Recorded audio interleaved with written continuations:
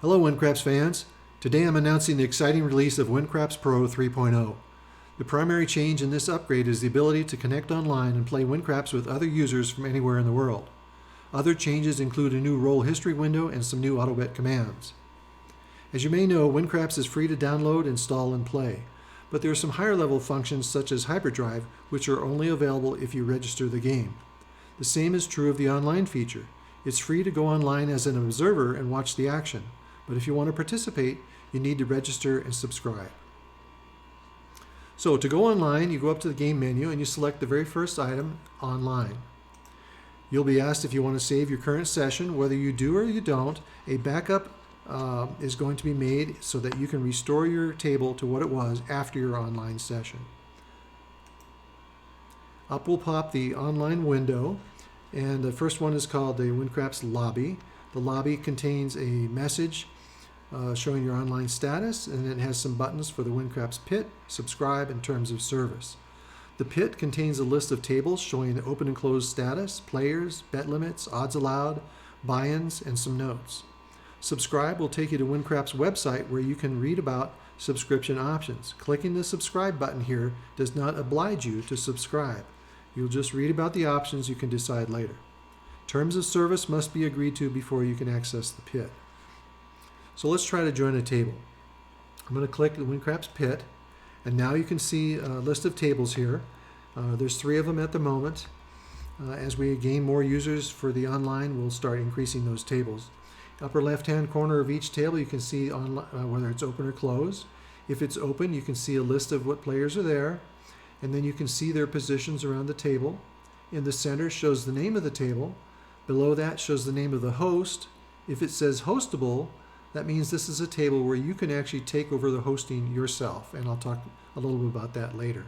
Over on the right-hand side in the upper corner, we have some notes, and then we have the table limits. This is a $5 table, 2,000 max, 3, 4, 5 times odds, minimum $100 buy-in, and unlimited max buy-in. So let's pick a table. Let's go ahead and pick table number 1 here. Now it's going to take me to that table, load up whatever players are there, and it's going to come with a welcome screen. And it's basically going to repeat what we just saw over there. It's going to show the table limits and all that. It also will tell me that auto betting is allowed here, the chat is enabled, and it's going to ask for my name. Now, I can put in any name I want here. It's really just to identify me at this table. I could change it the next time I log in, or I could change it when I go to a different table. It doesn't really matter. It's just to identify you at this table. So I'm going to enter WinCraps. I'll click OK. And now my online screen has shrunk down to what I call just a little chat window. You can move this around anywhere you want. You can size it as you please. And let's talk about the menu here first. The menu has a lobby that will take me back to the lobby where I can choose another table, or I could leave, whatever I like. I can choose to host this table. I can play at this table. The chat allows me to copy whatever chat comes up during my session. I can purge the chat. I can change the font size, and I can set up a name alert. So if somebody mentions my name in chat, a little bell will ring, so get my attention. Welcome will redisplay the welcome message that I saw in case there was something there I want to reread.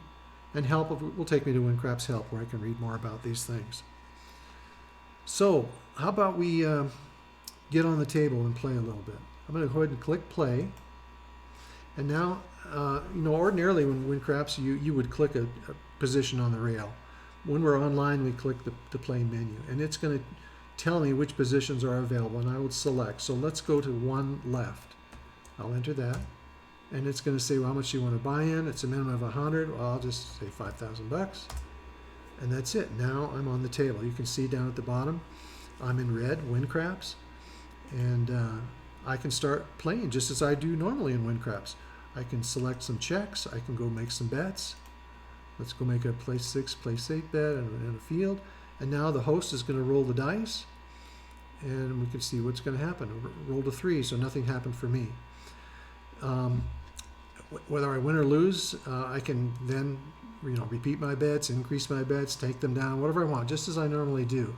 Now, normally you can go up to the action menu to autoplay, and you could handle winning and losing bets set to manual, so you can kind of choose some options as they occur. On the online, the manual has been taken away. Not that it doesn't work, but if you get a bunch of bets and you're doing manual answering to the bets and the host is moving along quicker and happens to roll the dice while you're busy with the manual settings, then you get out of sync. And I'll talk a little bit more about syncing here in a bit. But so for now, you can choose one of the auto options if you want. You can still adjust your bets to whatever you want. It's just that you'll have to keep track of them. You'll also be able to auto bet, and we'll talk about that a little bit more too. So we tried a few bets there. Now, as a player, you're going to be able to use most of WinCraps features. You'll still have access to all the statistics screens. You can set some things on the configuration screen. But you won't be able to control any of the other players. And the table host is going to control many of the configuration settings and the rolling of the dice. The statistics screens will begin recording data from the moment you join. So if there's a player who's been on the table longer than you, he's going to be seeing different data than you because he's got more collected. At the top of the craps table is a status box which will say place your bets or no more bets. You can move this around to wherever you like. You might be looking at WinCraps in just part of your screen, or maybe half of the table, and whatever. You can move most of these things around however you like. So the host is going to control the display of these messages: place your bets and no more bets. And what the host normally does is initiates a roll, and you get a countdown. So you can see right now the color from place your bets is counting down. And at the end of that, it'll get a lockout message which says no more bets, slight delay, and then comes the roll, and then I'm able to place bets again. So I'll talk about how the host is doing that in a bit. But right now, as you can see, the countdown, when it's greater than 10 seconds, it's green. When it's 10 seconds or less, it's yellow. And when it's 5 seconds or less, it's orange.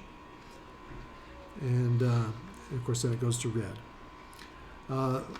Now back over to the chat box. The chat box has two parts. The top part shows the dialogue that has transpired since you arrived at the table. And the lower part is where you enter new dialogue. So if I were to say, hi, Dice Man, now you can see it gets entered in here. And Dice Man is hopefully going to see my message and respond. And there it is.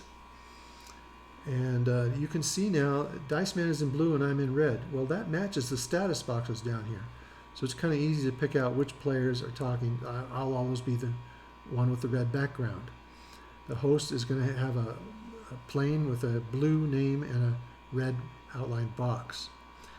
Anybody who's an observer and is allowed to chat will be able to chat as well, and their name will just appear in red. There won't be any boxed colors around it. So that's how that works. Now, if you enter some text into the lower part of the box here, and you hit return, it puts it into the dialogue. However, maybe you want to enter a return key and kind of format your text a little bit. Maybe let's say I want to put text on 3 lines. What I do is I hold down the shift key, press enter, and it goes to the next line. And I can say enter a few names and do it again. I just enter some things, whatever they are. And then now when I hit enter, they all 3 go in as before. Just some gee whiz stuff. So now remember, the host can suspend your chat privileges, so everybody play nice. Now when you're done playing, you can return to observing, or you can just exit. So to return to observing, you would click your status box, right click, you say remove, and it'll say, would you like to remove yourself from playing at the table and stay on as an observer? And in this case, I'll say yes. Now you can see I'm not on the table anymore. Now, as before, I mentioned that observers, their name shows in red. Now you can see my name appears just in red with no box around it. So now I'm an observer. If I enter another message, you can see it just goes in as an observer. If I rejoin the table, then I would get color according to my position on the table. Let's see, what else can we talk about here? If you want to get off the table completely, then of course you would either go back to the lobby or you would close the online window. So let's go back to the lobby. It's going to confirm that's what I want to do. And now I go back to the lobby. So now I can choose another table, or I can exit from here as well. So this time we're going to talk about hosting. So from the lobby, I click on the pit and I choose the table that says hostable. Now in this case, all 3 tables say hostable. So I could get on and host any of these tables. Now it might be that somebody's already gotten on as a host and they just haven't changed the name. So it's going to have to approve me. So let's choose a table. I'm going to have to sign in as I did before. So I'll give it my name. And now I'm on as an observer. And I can just observe and I can chat, whatever. But when I decide I want to host, I can host now. I don't have to play at the table. I can if I want, but I can host just from an observer position. So I'm going to click host, and it's going to confirm that's what I want. I say yes. It checks to see that it's available and everything's okay, and then it has approved me. So now, if I will expand my chat or my online window to the right, I can see there's a bunch of hosting options here. Now what I've got here is a list of all the players, and I've got some options for those. I would click on a player and right click. There's some things that I can do to different players.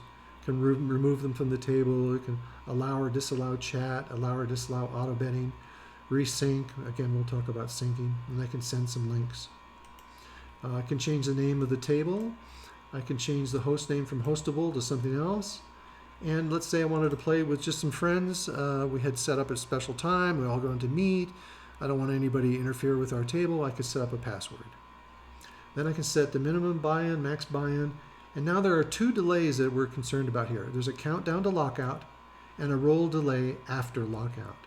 So unlike when you're just playing by yourself on WinCraps, you're playing with other players here. You don't want to just, throw a roll out there and nobody's prepared for it. Everybody should get a little bit of a warning. So what we've got here is if you try to roll the dice, it will initiate a countdown. And the countdown you will see up on the status box here. We mentioned to place your bets. You will see the countdown proceeding across there. It will be followed by the lockout message. And then after the lockout message, there's a second delay here. In this case, it's 2 seconds. And then the dice will roll. Now, the countdown to lockout, as I said, is kind of a courtesy. So you can put whatever time you think is necessary on that. Some people might want a little more time and others might want less. And the roll delay after lockout, that kind of helps with some of the syncing issues. So let's talk again about syncing. It's important that everybody stays on the same roll and has responded. We know everybody's received the same roll so that we're all looking at the same information. We can have fun at a game. If somebody gets out of sync, the host is going to stop sending data to that person until they respond in some way. Either the program responds automatically or you respond maybe with a chat message. And then the host says, oh, okay, you're still here. And then it will resync your table. It will send you all the players and bets once again so that you're looking at the same information as everybody else. Now, that probably shouldn't happen ordinarily, but it can happen. For instance, maybe you load up an AutoBet file and in there you've got some messages that are displayed or some questions that the AutoBet script asks you. If you delay in answering those messages, what it does is it locks up the program and it doesn't allow anything else to happen until you've answered those questions or displayed those messages. So if you're doing that and the host issues a roll and you're unable to respond to it, then the host thinks that you're out of sync and then you're going to be resynced when you finally do respond. So anyway, that's how that works. Now, if the network is being very slow, then you might want to increase this roll delay after lockout. I've found that really after you issue the lockout, you wait a couple of seconds before you issue the roll. That's kind of the minimum. If you find that people are having to resync fairly often, you might want to increase this time to something longer so that the message has time to get out there and dispersed. And hopefully that will help out. Below that, you can see how many players are on the table, how many on the wait list, how many observing, and you can change the amounts over here. So if I only wanted 3 players on this table, I could just set this one to 3, and now the next person who would try to get on is going to be offered the wait list because there's no more positions available. Obviously, the maximum there would be 8, because there are only 8 spots on the table. As far as the wait list and the observers, you can set that to what you want. However, haven't done any testing with very large amounts of observers, so you might find that at some point things start to lag a little bit. So if that's the case, you might want to limit how many people are observing on the table. And then below that, we have a few check boxes here. This is just for initial. When people first come on, you can allow them to chat, you can allow them to auto bet or not. You can check those boxes as not. Now that's just once they log on. After they're logged on, of course, you can come up here and change their status, whether they can chat or whether they can auto bet. The last part here, let's say you're doing podcasts and you want to have a certain brand to your podcast. Maybe you have a table set up with certain colors. You'd like to have everybody use that. You can click this box here, and then everybody who's on your table is going to see all those colors. Lastly, you have a few notes here. Those notes you saw that were in the WinCraps pit, so other people will see that as well. Okay, now rolling the dice as the, well actually let's, we're not going to do any more with that for the moment, so we can close back down and just look at the chat box. And let's say now as the host, we're responsible for these things now. We set up the table how we want. As normal with WinCraps, you can go to the configuration screen. You can set the bets, minimum and maximums, what you want, what works and doesn't work on the come out roll, the vigorish, what checks and dice, I mean probability, payoffs, just all those things that you do normally. And that will set up the table for everybody. And then you are responsible for rolling the dice. So you roll them just as the way you do normally with WinCraps. You can right-click the mouse over the table. That will roll the dice. Or you can press the F2 key. You can use the dice roll pad. You can use dice roll files. The only thing is that, as I said, it's going to incorporate a timer. Now, so let's talk about that first. Let's say I right-click the mouse right now. It's going to roll the dice, but it's going to give that timer. Remember we showed there was right now an 8-second time delay, countdown to lockout. So let's try that. I'll just hit a right mouse button, and now you can see up here it's going to count down 8 seconds. And at the end of the 8 seconds, it'll roll the dice. It'll issue the lockout message. It'll wait 2 more seconds, and then it rolls the dice. So there you go. That was just a plain roll. Now, if I wanted to use the roll pad, I can raise the roll pad, and same thing. Let's say I want to click a 4. I click a 4. It doesn't roll immediately, but it comes again with my 8-second countdown. It'll issue the lockout, another 2 seconds, and it'll roll the dice. Now, instead of doing an automatic countdown, I can just do it manually if I want. Let's say I'm doing a podcast, I'm talking to people, they know that I'm getting ready to roll the dice, and I can say, okay, everybody get your bets down. All right, I'm going to lock everybody out now, and I can just come up here and click the lockout button. Now this lockout bets appears both up here in the roll pad, and it appears over here on the online window. So I click that, and now nobody can make any bets. I could continue talking for a while if I want. We can discuss things, and then I can roll the dice. Or if I wanted, I could just unlock the bets. Somebody says, oh, hey, I forgot I wanted to make one more bet. Could you open it up?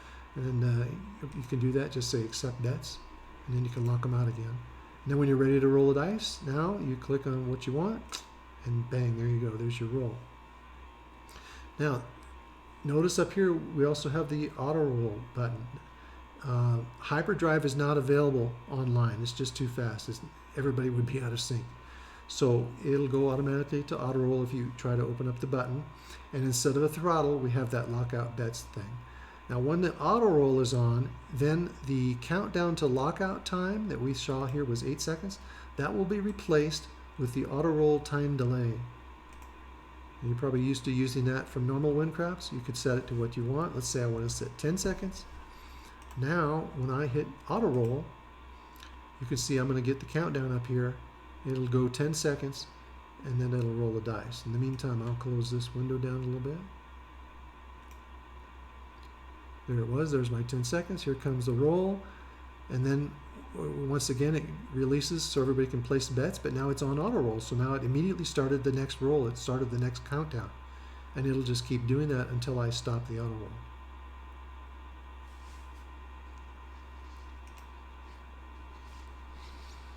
Okay, let's see what else we can talk about here. As I mentioned, the host can be a player or just an observer. It's up to you.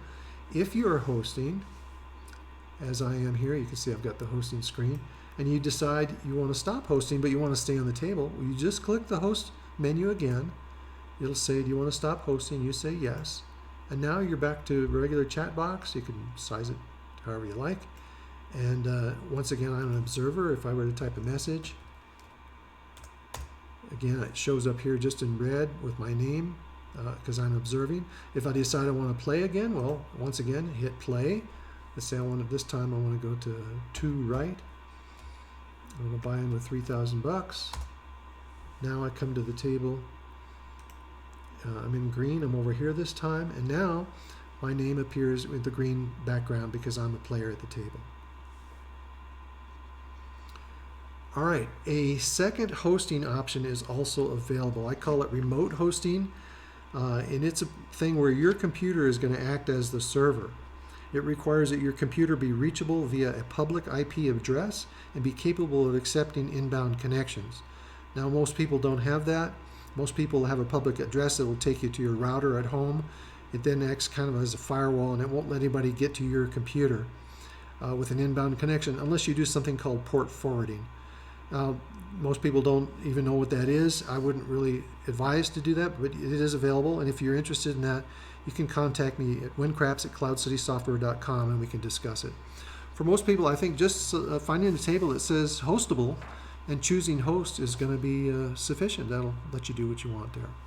Now, whether you're a host or a player, to leave the table, of course, you can click the lobby menu or you can close the online window. If you close the online window, I'll do that right now.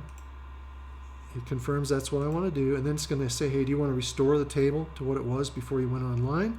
I can say yes, and that's what it'll do. Or I can say, well, you know what? I want to take a look at everything that transpired during my online session, so I don't want to restore it at this moment. I'll say no. Now, I'm no longer online, but you can see all the players that were there are still here.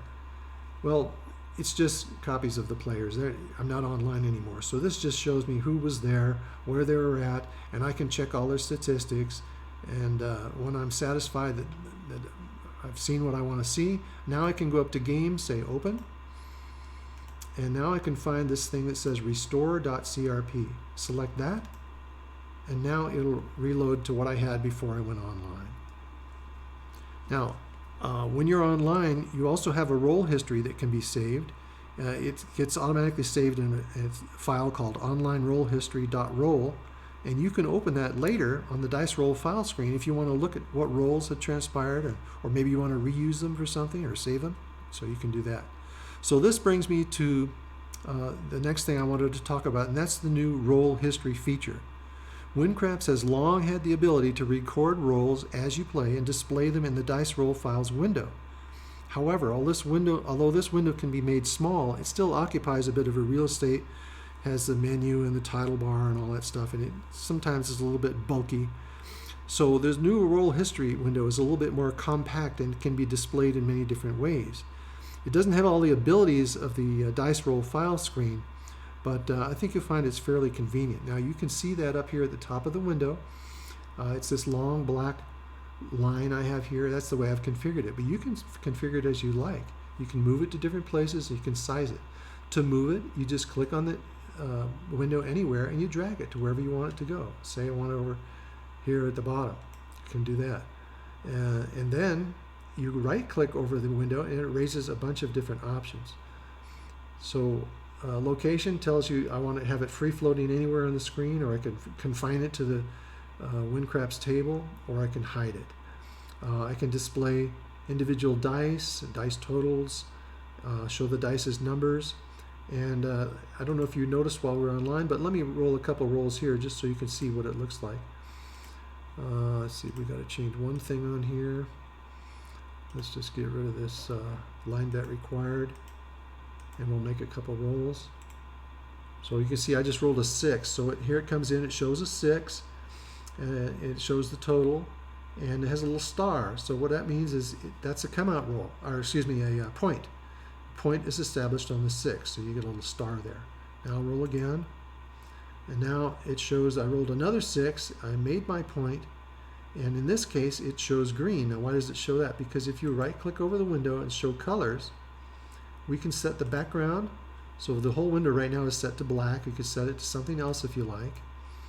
Like if I set it to, let's say I want to set it to yellow, could do that. Go back to black. Then you can set different colors for when the point is established or the point has passed or 7 out. So I had set for point passed, it gets green. You can change these if you want, or you can get rid of the colors if you don't want to use them. So in this case, we made the point, it shows green. So now we'll roll again. Now there's a 5, we came out on a 5, and here's the star, it shows that's the point. There's a 6, another 6, a 7 out. The 7 out shows in red. So that's what we've got going down here. Now maybe we don't want to look at the dice, we just want to look at the totals. So right click over it, deselect individual dice, and now you're just looking at dice totals. If you wanted to just look at the dice, you could do the opposite. Deselect the totals and just look at that. If you want to just look at numbers, you can do that. And now the colors are going to be set according to the colors here. We can set the background as I just showed you, or you can go to the dice and you can select which dice you want. You can set all the colors. I think if you've done WinCraps, you're probably familiar with that. So let's go back to not showing them as numbers. Notice there's a white triangle here, and the color of the triangle will change depending upon the background color you've selected. But it shows where is the most recent roll. So right now this 7 was the most recent roll, and the other rolls are going to scroll to the left. Well, maybe I don't like that. Maybe I want them to scroll the other way. In that case, right click over the thing, say scroll direction. I want to start. Now in this case it's only one line, so it doesn't matter. I could say start upper left, scroll older rolls to the right, and now it turns around. So now it's going to go the other way. Now maybe I want to show more than one line of rolls. Maybe I want to have several lines. Well, I can just increase the size. And just to show you that, let me start the hyperdrive here. Bang. So now we've got a ton of rolls. Now you can see how they're all organized here. I can set my window however I want, set it as big or as small as I want, and I can change the font. I can either select it on here, or I can just use these shortcut keys, Control minus, Control plus, and I can use that to change the size. So now I'm making them smaller, now I'm making them larger, whatever's comfortable for me. At any point in the time when you want, doesn't matter whether you're online or not, you can save what you have as a roll file, and then you can open up on the dice roll file screen. So now when I have more than one line, you can see roll direction. So right now I've got it upper left and it scrolls to the right. So I could say maybe I want to start in the lower left and scroll rolls up. How about that one? So now it shows a triangle going this direction. The rolls are scrolling up this way. Scroll type. Let's see, let me rechange the direction here just so I can talk about this part. Let's do a lower right and go left. Okay, so the rolls are scrolling this direction. If I say I want the rolls to scroll every roll, then every single roll, the new one comes in here, it bumps all these down, the one on the end bumps off, comes over here, and then they all bump down. So for every roll, every dice displayed on the screen moves. If I instead select whole lines, then what happens is it fills a whole line, and once the whole line is full, then that whole line will scroll up, and then the next line will start. So it doesn't move every roll, every in the line. So let me show you here. Let's make a couple of rolls. You can see it fills it in, and now the next one, it'll scroll everything up. Okay, so now it'll fill in the next line. So that's all it is. It's just kind of how you want to have it displayed. So I think we've probably talked enough about that part. Now, oh, one other thing. Yeah, one other little thing here. If you're not displaying the dice and you don't know if the rolls came as a hard way or not, well, you can see that here. For instance, here's a 10 with an underline. That means that 10 was rolled as a hard way. So when you don't look at the dice, again, the star shows the point, the underline shows a hard way, and then you can set colors for points rolled and 7 outs. Okay, on to the auto bet stuff. Let me get this kind of out of the way here. There's 3 new auto betting variables. One's called online. It returns true if you're connected to WinCraps online. So when you're online playing, maybe you've made a script that you like to use normally, and you've entered in some lines there. They say, hey, if I'm online, I want to do this extra thing, or I want to omit something. So you can do that. There's another one called script active. Now this doesn't really do anything for you if you're just a single player, but maybe you've got multiple players on screen. Maybe you have an AutoBet script that manages all of those players, or at least looks at what they're doing. And maybe sometimes you activate or deactivate various scripts, and you don't want to rewrite the code every time. So you can use this variable to say, okay, if a script is active for player 2, then do such and such, or avoid such and such. So that might help you out. The last one is called selected check. That's a variable that returns the value of the selected check. Now on the table here you can see I have the $1 check selected. It's got the rotating ring around it. Now I've got the $5 check selected. So this variable selected check will return the value of whatever check I have selected. If I'm got a check stack selected, it will choose whatever value is set there. In this case, I've got check stack 2. It has 0, but if I were to put some checks on there, and now I select check stack 2, now it has a value of 200.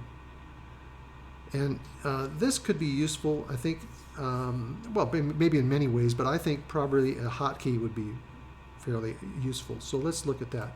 Let's say I create a hotkey where I say add selected check on place bets. So I don't need to activate this because I made it into a hotkey. Let me show you what I did. We'll go to hotkeys, and here I have add. Let's see. No, I changed that. Let's see if I can find it here. We'll go down here. We'll say HK. Oh, here it is. Add selected check across. Okay, so we'll select it here. We'll just call it across. And Control A for now. That's fine. I'm going to show it. So I'm going to put that in the list here. I'll close the window. So now I have this button. I can move it to wherever I want. And now let's say I select this $5 check. Now I click on across. It's going to bet $5 on all the place bets. All right. Let me delete those. Let's say I had the $25 check selected, and I click. Now I get 25 across, and of course auto adjust changes the 6 and the 8. Let's try the check stack 2, and now I click across. Now you get the $200 on all of them. Now let's say I had a negative amount. Let's say check stack 1 was a minus 25, and I click on that and I click across. Now it's going to subtract 25 from each bet. Anyway, I think you might find that useful for a few things and have fun playing with it. Okay, one final change on auto betting. Whenever you set your beginning bankroll in your script, which can only happen at the beginning of a session, the bankroll init amount on the configuration screen will now be set as well. So if you go to the configuration screen, you look at the bankroll tab, down here it says for every new session start bankroll with. So whatever you enter on the script for beginning bankroll will show up here. So anyway, I hope you found that interesting and are very anxious to get online and start playing WinCraps Pro version 3.0. New registrations are going to include a 2-month free subscription, and upgrades will include a 1-month free subscription. However, I might extend that a little bit during the rollout until we build up a little bit more of an online user base. So anyway, thanks for watching, and take care. Bye.